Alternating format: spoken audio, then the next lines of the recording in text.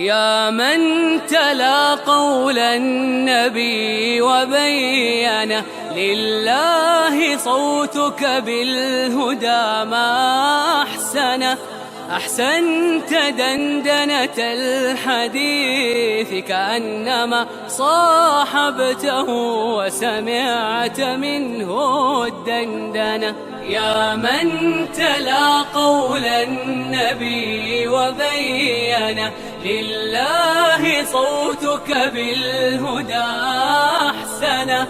أحسنت دندنة الحديث كأنما صاحبته وسمعت منه الدندنة. badan baa anaga noo yimaada gabdhaha aan lala soo hadlayo taleefanka laga xirtay oo intaa fasaq raadinaya aan laga fasaqo ninkaas marka anaguna waxaan ku gudbinaa maxkamadda qaadiga ee weyn oo dib badan anaga waxaa noo yimaada waa dadka Soomaalida oo isfuraya qaadiga ay badana u tagaan oo kiisas iyo waxaas bay marka hore ka dhigtaan laakiin kuwa caadiga isu furfuro oo qoranayo waraaqda iyo qorfuriinka oo anaga noo yimaada runtii way badan yihiin. lambarka ugu weyn oo hadda Nairobi la isku furo waxa u badan marka laga soo tago dhaqaale yarida waxa ugu badan dadka qurbaha iyo processyada iyo arrimaha buufiska u badan. magaalada Nairobi wuxuu gaaray furiinku 800 ilaa 1000 ayuu gaaray. waa maasan tahay jazakallahu khayran Shaafi Rashiid Ali Nuur qaadi sida qiimaha badan ee uga hadashay taas qaybta ugu dambaysa waxa weeye asbaabaha ugu fiican ee looga hortagi karo inuu qoysku burburo maxaa kamid ah. بسم الله والصلاة والسلام على رسول الله وعلى آله وصحبه وسلم أجمعين. حق اللغة العربية واحد يراها العلاج أي اللي يراه ده أو داوينتا أما محل وهرتي كرا أما محا يعني هرستاجي كرا فرين كفرها بدأ فرين كفرها بدأ وحياه هرستاجي كرا وحكم إذا إن مركب هرا ولا وضع في أيدين سكوت دورتين أو كلسوني دحلو أي مرتي oo markaas qofka kale ilaahay kaga boqo. ilaahay waa tuu subhanahu wa ta'ala waja'ala baynakum mawaddatan wa rahma. ilaahay mawadda iyo naxariis ku dhaxdiina dhigay. mawadda waxa la yiri jacaylku waa inta dhalinyarada la yahay yaa macnaha jacaylkaasi reerka haynaya u badan yahay jacaylku u badan yahay marka la waaweynaado oo 50 wama zaada la gaaro ama 40 wama zaada naxariis waa in la isu naxariisto qoftaan ama ninkan oo kula soo noolaa intaas muddo ah oo aad nolol isla soo qaadateen oo aad maaragtay ilmo isu dhasheen oo aad waa la isku macnaha taasi waxa weeye naxariis weeye waa la isugu naxariisanaya.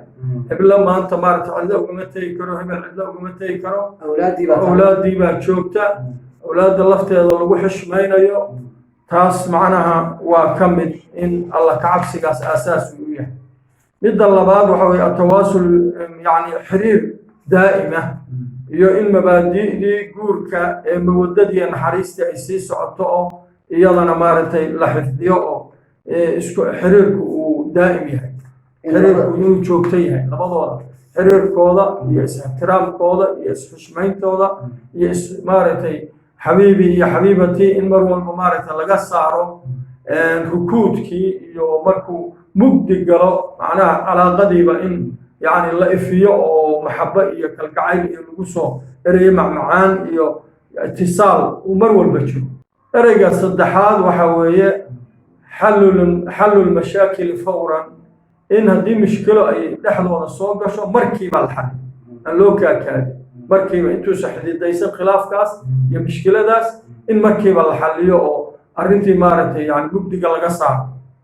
taasina waa midda saddexaad qalada oo qofka kale kaaga yimaada inaad tasaamux aad u isticmaasho yani inaad dhaafid badan tahay oo qofkii aanaad hadallada u ururin oo u qaban oo saasaad shalay tiri daraadna saasa ay tiri bishii hore saasa ay tiri maalin walba aniga miyaad igu turtumanaysaa dhul miyaad imooday dhulka waxaas la yiraahdo oo iyadana maaragtay saamaxa la badiyo.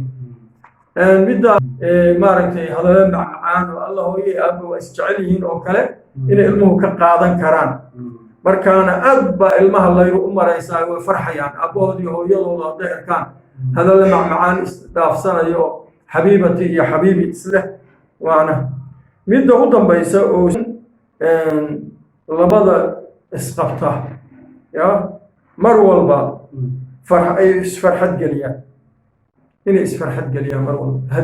hadiyada laysa siiyo hadiyooyin laysu huro markii aad imaanaysaba ilmahan wax u keeni iyadana wax u keen ya haddaa ilmaha chocolate usoo qaado iyadana waxooga yar oo maaragtay yani chicken iyo wax yar iyo wax usoo qaad haddii awooddaadu ay macnaha ay saa tahay oga caano geel iyo waxuun usoo qaad nisbada furiinka bulshada Soomaaliyeed ee ku nool dhulkan